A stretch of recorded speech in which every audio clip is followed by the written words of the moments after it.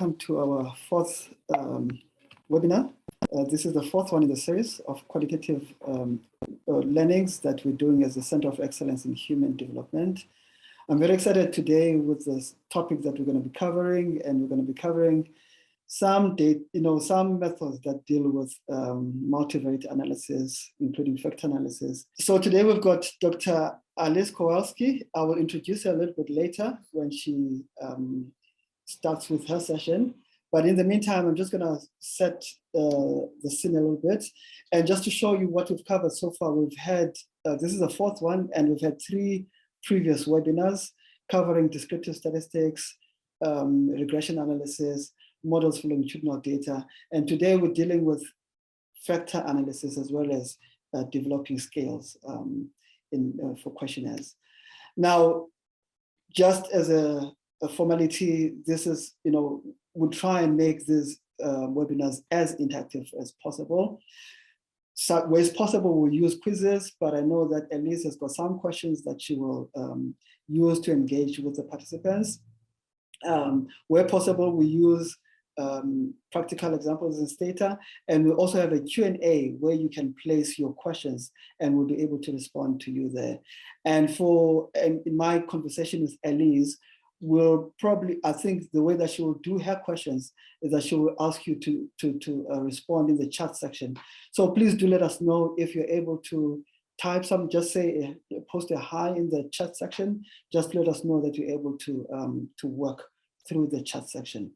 Today's webinar covers, briefly multivariate, introduction to multivariate data, as well as introduction to factor analysis, which is the area that Alice is going to cover in the presentation.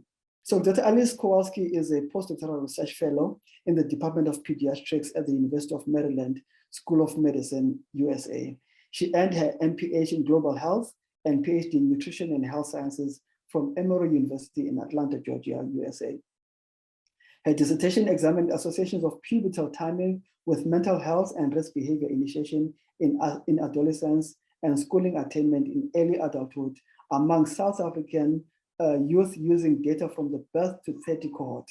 Her research interests are at the intersection of child growth and nutritional status with early childhood and human capital development in underserved populations. Underserved populations. She uses principles of epidemiology and advanced quantitative methods to explore developmental processes over time and program effectiveness. So at this moment, I'm going to end my share and allow Elise to share her slide.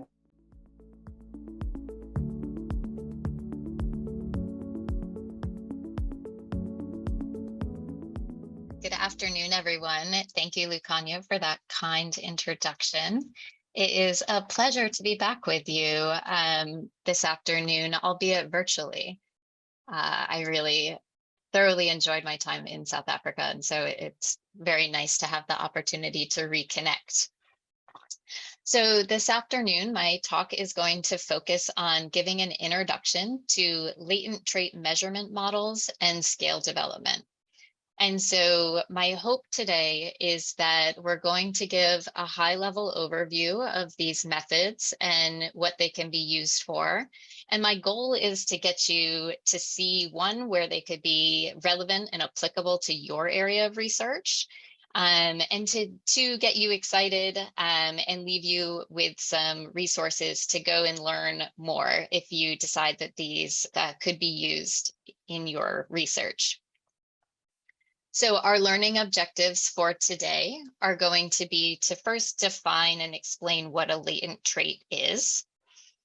Then we're going to talk about the latent trait measurement model and its different components.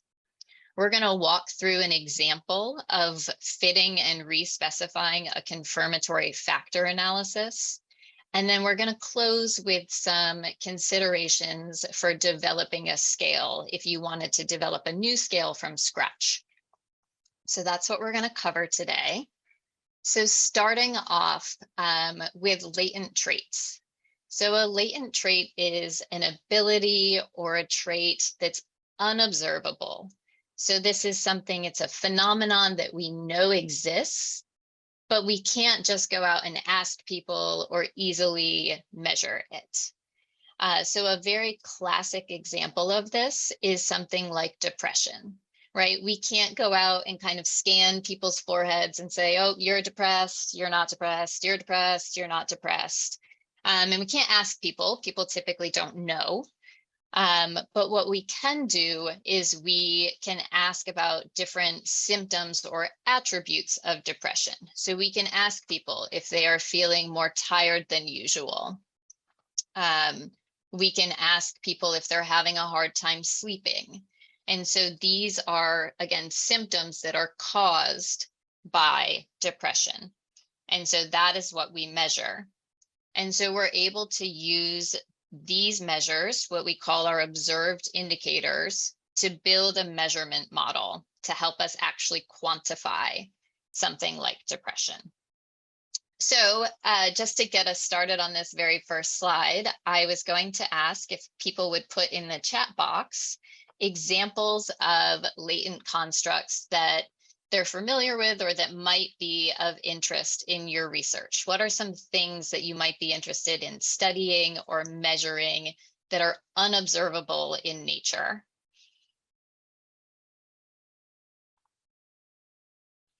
So we'll give it a second to see if some responses come in. Great. So I see anxiety. That's another really good example.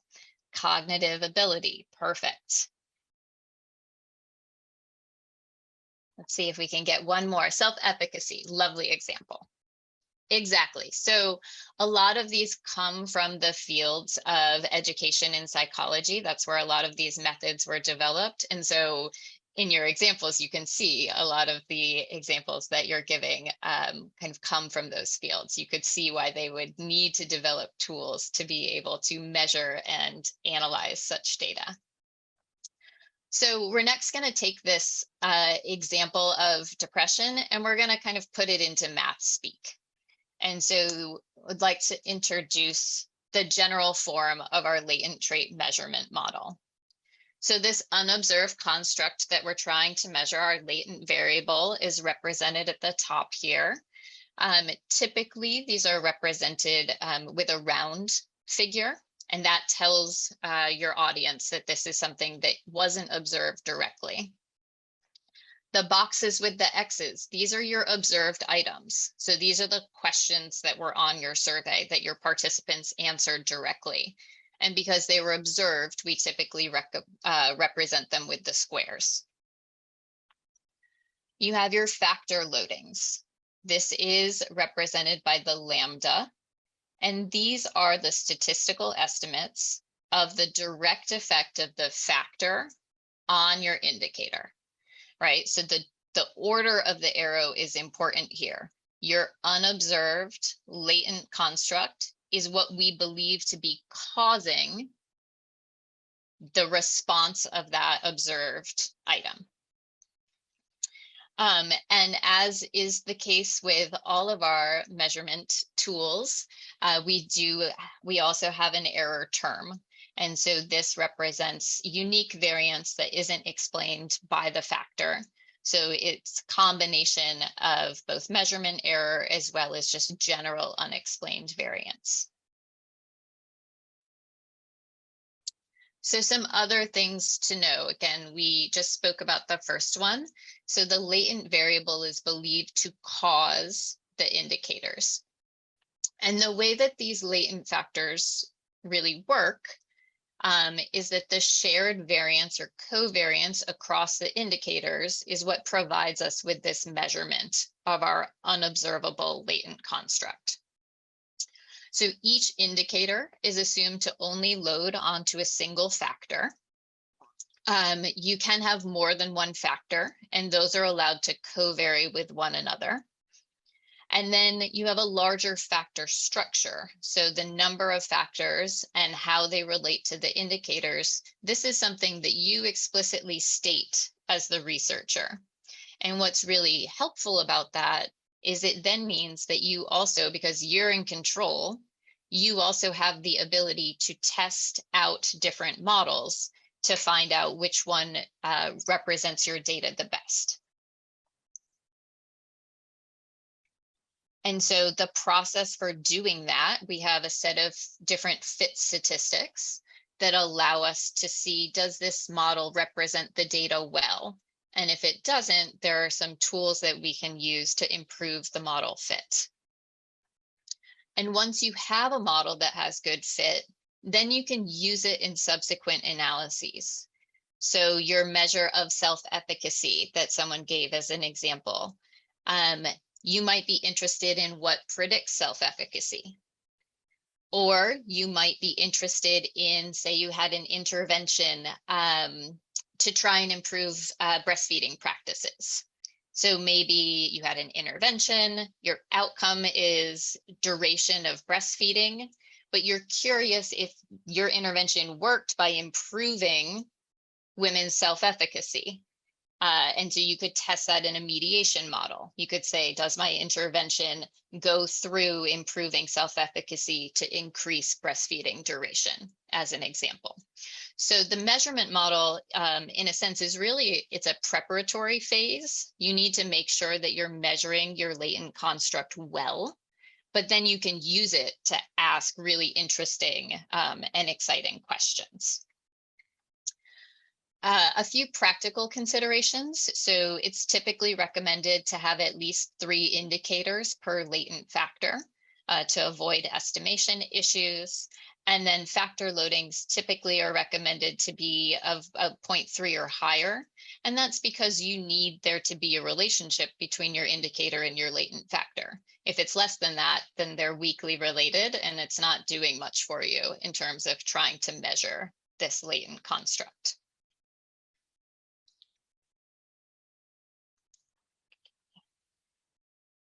So these can get fairly complex.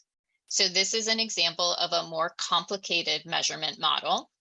So maybe very quickly in the chat, someone tell me just first of all, how many latent factors do you see?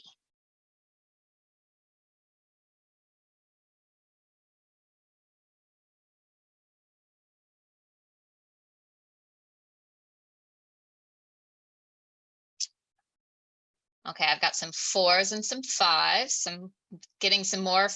All right, pretty split between 4s and 5s. All right, so let's talk through it. That's great. So ultimately, in this measurement model, we're interested in building a model that represents academic performance.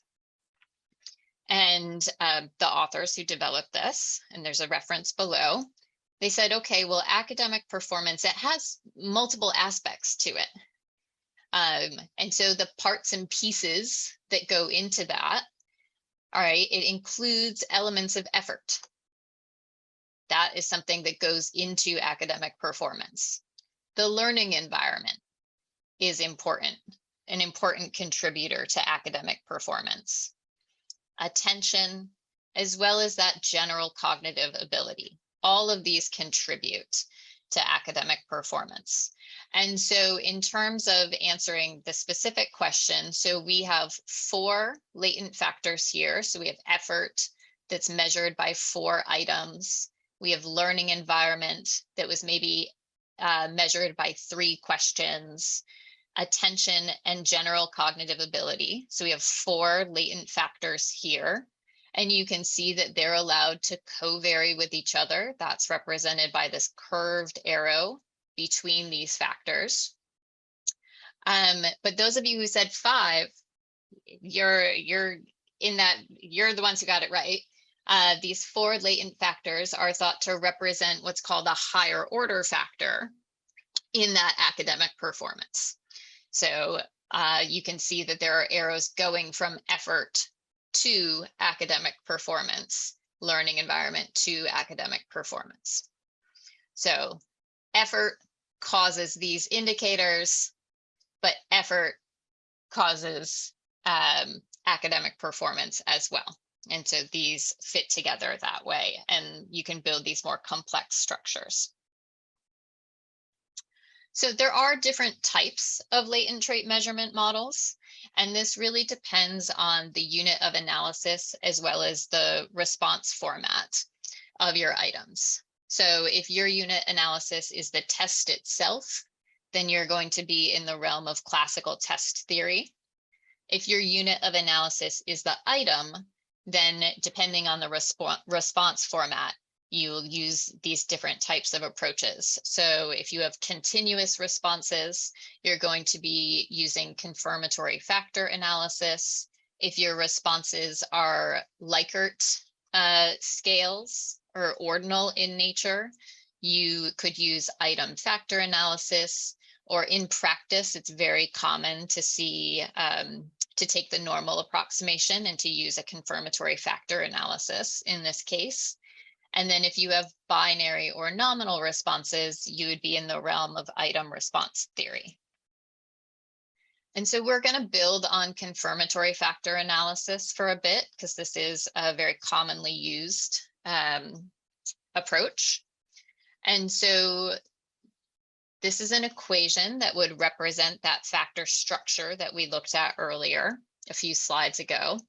And this is a linear model in which the observed response X, remember that's your survey question, for item I and subject S is represented by an intercept of that item I, as well as the subject's latent factor, weighted by the lambda or the factor loading, as well as the error term for the item in the subject. So the underlying assumptions that go into this is that the latent factor is the reason that the items are correlated, and that the error terms are independent. And so this factor loading has a very similar interpretation to what you saw in your linear regression session. We tend to not report these because or talk about them too much, because we're interested more in that latent factor itself. But you could interpret these just like you would a beta coefficient. So a 1 unit change in the latent factor results in a lambda change in the expected value of X, that observed item. So some advantages of latent trait measurement models. The biggest advantage is that you can build explicit testable models. So you can go through a process of improving your model fit to better represent your data. They also allow you to examine comparability across groups or repeated measures. So that's a very nice feature that these models have. Some disadvantages include sample size requirements. They can be a little finicky to estimate sometimes. And that principle that we hear so often when we're talking about methods, garbage in, garbage out, still holds true here. So if you did a poor job with your items, you're not going to be able to save it or fix it when you get to the statistical analysis phase. So in summary of our first section, observed indicators can be used to build measurement models to quantify unobservable latent traits. Indicators are assumed to be caused by the latent factor. Confirmatory factor analysis uses linear regression to estimate factor loadings. And these models, you can have alternative models that are testable and comparable, and measurement models can be used in subsequent analyses. And so to try to bring some of this to life, because that could be a lot if this is a new topic for you, we're going to walk through a case study looking at conservatism and depression. So we are going to build 2 latent trait measurement models, one about conservatism and one for depression. And then we're going to examine the correlation between these 2 factors. So the data source for this example comes from the National Longitudinal Survey of Youth and the 1997 cohort. This is a longitudinal study that focuses on the transition from youth to adulthood. And when participants were in their 20s, they were asked about their perception of the government's role in promoting their well-being. So they had items measuring political conservatism, and this did take place in the US context, but I think the general concepts of conservatism would still hold. And they also had 3 items measuring depression. And this is a kind of a classically used training data set. So this is publicly available if you wanted to go out and get it and download the data and recreate this exercise on your own. That is something you can easily find on the web. So they asked 9 items about conservatism. So it was kind of, the questions had response options that ranged from 1 to 4. With 1, it is definitely the government's responsibility to do these things. And 4, it is definitely not the government's responsibility to do things like provide jobs, provide healthcare for the sick, provide decent housing. And there were 3 items about depression, again with response options 1 to 4. So with 1 representing in the past month, I feel this way all of the time. And then with a 4, I feel this way none of the time in response to these questions. So we're going to start out by fitting our initial latent trait measurement model. We're going to build a confirmatory factor analysis. This is something all of the major software programs have the capability to do. Stata is particularly nice if that is something the Center of Excellence is promoting. They have a really nice graphical interface that, if you're a visual person, is just very nice to work with. I ran this example in R as a free software package. This is the one I tend to use. And this is done in the Levon package. And so this is an example of the code. So I start off by specifying my model. So I say I'd like to create a model with a latent factor of conservatism that is explained by items 1, 2, 3, up to items 9 on my conservatism items. I then fit the measurement model, and then I ask my statistical program to give me out both the fit statistics as well as the standardized estimates from my model. And so this is a snapshot of what the output looks like. So it starts off by telling you that your model fit appropriately, that maximum likelihood was used as the estimation method. In this larger data set of around 9,000 individuals, about 1,600 had responses to these conservative items. And then it starts to go into your fit statistics for your model. So there are more that aren't shown on this slide. And then as you continue to go down in your output, you get out your parameter estimates. And so this column here represents your unstandardized estimates. All right, these are your beta coefficients, and you would interpret them just as you would a linear regression output. And then I also ask for what are called the standardized estimates. So these have just been scaled to be in terms of standard deviations. And this is often done so that you can compare kind of between items and across factors that maybe were measured on different scales. So it's just a scaling.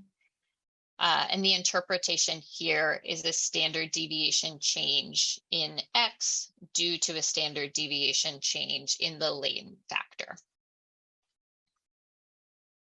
So if we look at this graphically, this is what we've done. We've created this latent factor for conservative. We have our 9 items that were observed, and these are our factor loadings in the standardized format with their interpretation. And again, larger scores on this scale reflected that it's not the government's responsibility. That's how this scale was set up. So the next thing I want to do is I want to see, well, how does my initial model fit? I want to look at the fit statistics. And so there are different fit statistics that we typically consider. So I've listed them here, as well as describing the typical thresholds that are used. And you see, as we start to look at them, most of these values for the first 4 are outside of the recommended ranges. only the standardized root mean square residual is kind of within that recommended threshold of being below 0.08. And so our initial model has very poor fit. That's what we would conclude based on this. But if you remember in the earlier section, I said one of the nice things is that we can do something about this and we can try to improve our model fit. And so this involves the process of respecification. So we fit our initial model and evaluated its fit. We saw that wasn't very good. And so we're going to go through this iterative process of respecification. So what we can do is in our statistical program, we can ask for what are called modification indices. And this is a list of changes that we could make to our model that would quantitatively improve the model fit.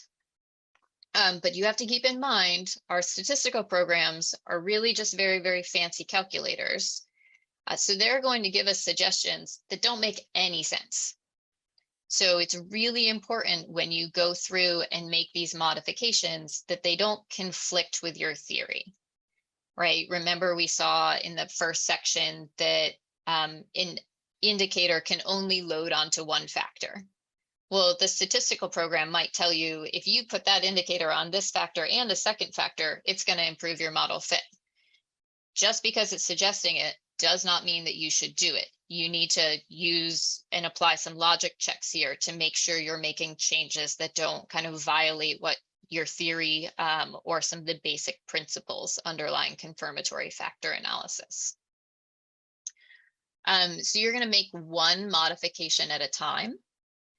And then you're going to choose the largest modification index that doesn't conflict with your theory. You're going to refit your model. And then you're going to look at those fit statistics again and see, has the fit been improved? And so you're going to repeat this cycle to improve until you obtain good fit with your model. And so if we go back to our example, these are the modification indices, so abbreviated MI in the output, for our conservative example. And the largest modification index for that example suggests that we would specify a covariance between items X3 and X4.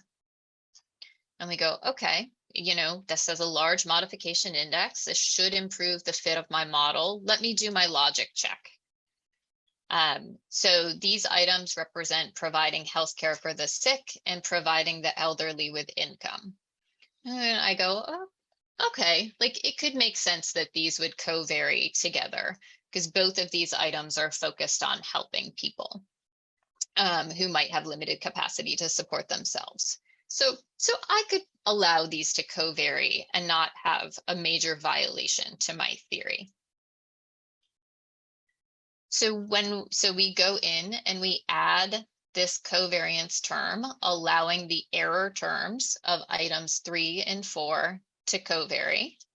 And then we refit our model. And now we look at our fit statistics again. And so we see our RMSEA, it's getting better, right? It was 0.095, it's going down. So it's headed in the right direction, but it's not quite at that threshold of 0.05.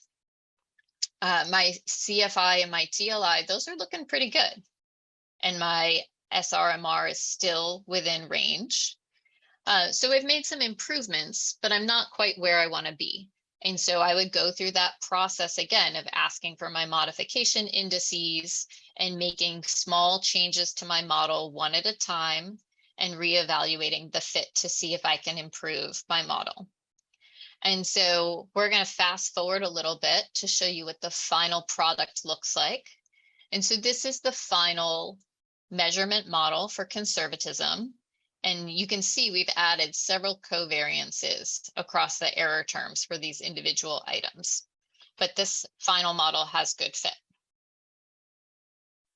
So then we would go through the same process with our depression construct. And so this, I will just tell you, had good fit.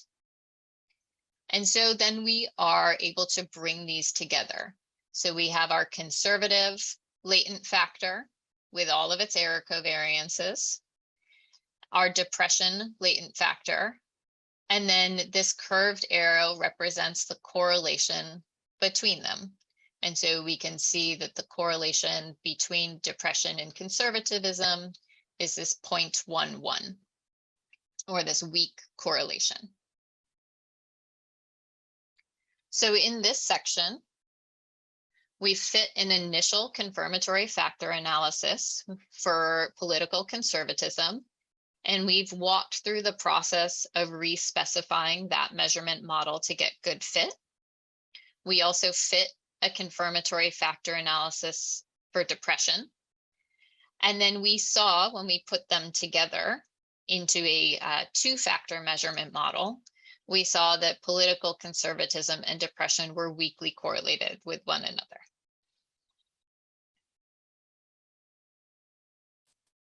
So in our final section, I'm going to give an overview and some considerations for scale development.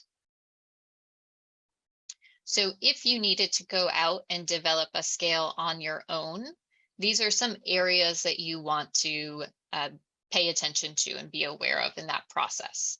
So defining your construct, the purpose and length, item construction and response options, how you go about testing and building your measurement model, and validity and reliability. So as we've been discussing, we start off with a latent concept. The goal is to develop a number of items that we can use to measure that. And so if you are doing this, you're going to build your new scale, you want to start with the theory and understand, like, what is known about this construct?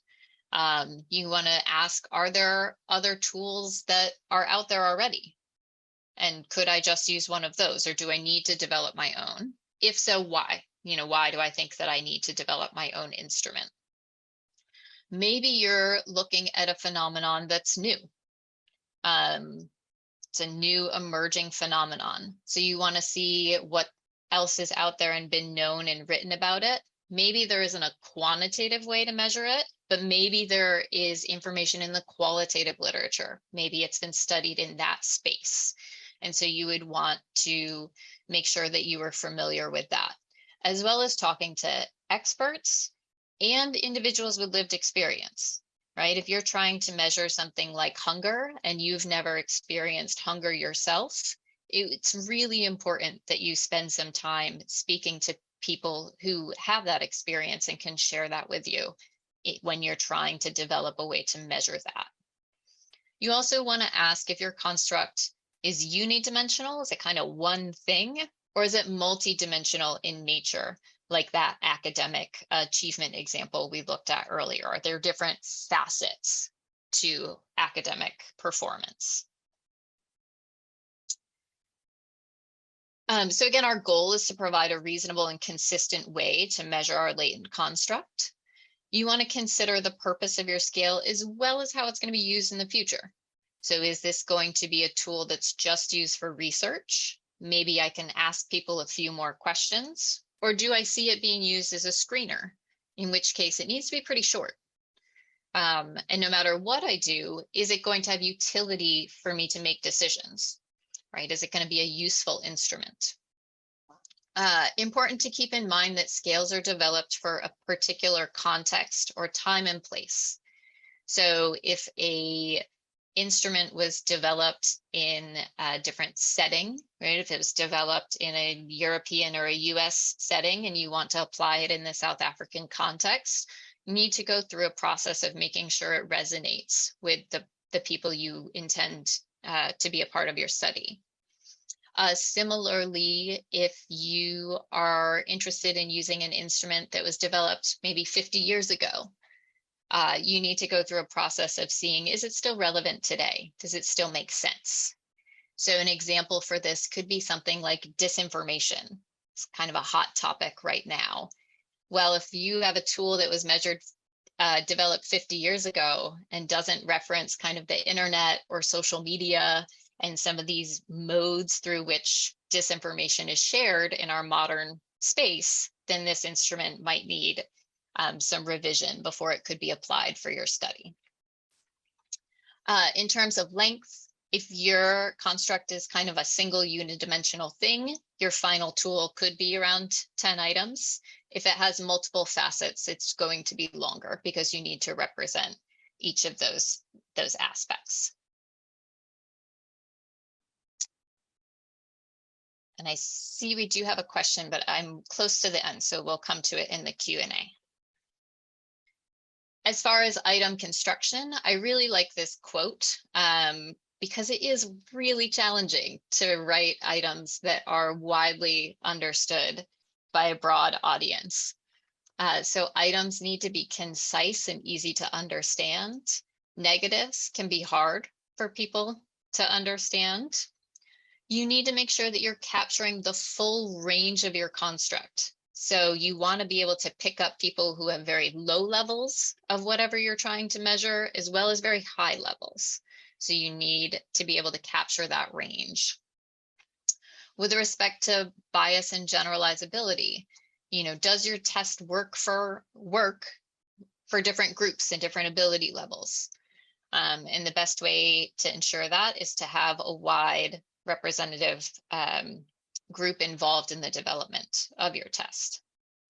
Some practical notes: you're going to want to write 2 to 3 times the number of items than will end up in your final model. So in the process of testing these, you'll learn that some of them don't work. And just like you want to talk to experts and individuals with lived experience in the theory, once you write your initial questions, you also want to go back to those folks and see, are these resonating with them? Do they think that you're getting close to measuring what you set out to measure? Then you go on and you develop your response options. So these could be open-ended, dichotomous, or the Likert type options. Open-ended options, I would absolutely recommend against using these in a population survey. However, they could be really helpful in developing an instrument. So you might use those open-ended free responses to figure out what your fixed format option should be. So don't write it off initially. It could have value for you, but also don't program your REDCap study, to allow people to enter free text. Dichotomous ones, true, falses, and yes, no answers, those are going to have less variance. Your Likert options that range from things like strongly disagree up to strongly agree, those will give you additional variance to be able to work with when fitting your measurement model. There's some data that suggests that after 7 points, you're not adding a lot of new information here. It's also worth noting that item response formats can vary if you're using a latent trait model. So it would be okay to have one item have strongly disagree to agree, and then another item go from none of the time to all of the time. That would be okay. So I think I'm going to skip these examples for now, but those are some examples of bad items, because it's not clear who is being referred to in them. Once you have developed your initial item pool, you want to test this in a sample that's as close as possible as the sample that you are truly interested in studying. The type of response format that you ended up using in your questions determines the type of measurement model that you would then build afterwards. And you're going to fit, once you've collected your data, you're going to fit a measurement model to determine which items load, how much variation in your latent factor has been explained by the observed items, and you're going to go through that process of determining the factor structure that best fits your data.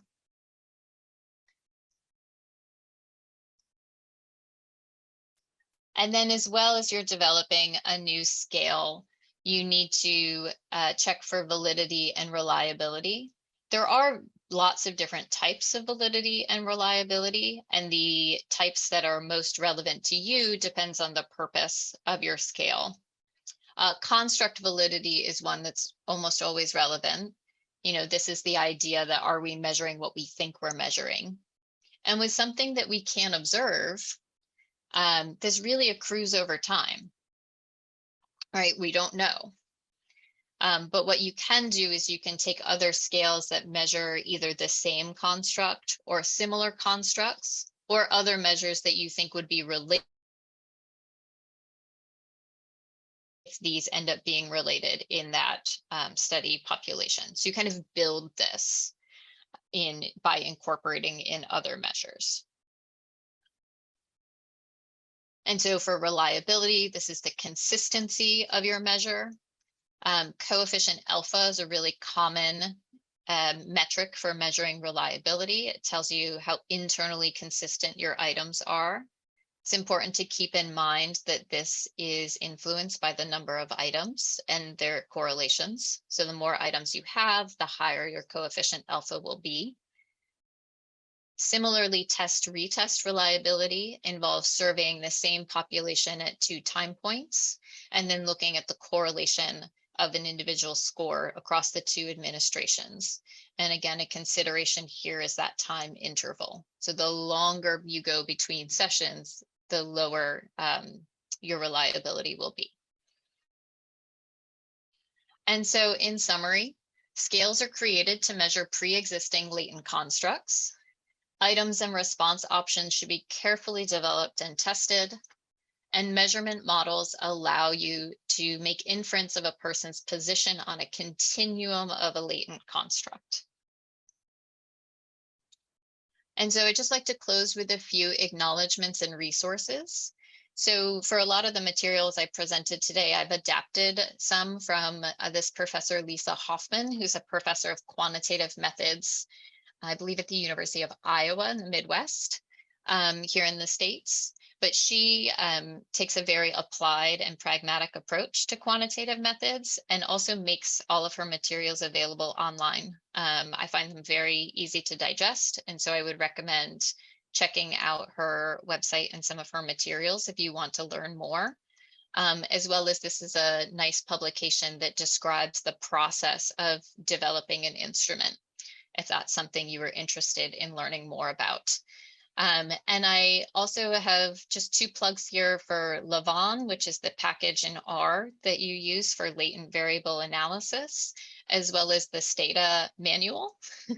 And I am promoting these not just as technical guides to tell you how to do the programming, but they also have really nice examples that walk through a lot of these concepts. And I find them very helpful in applying these concepts. And so with that, I thank you for your time.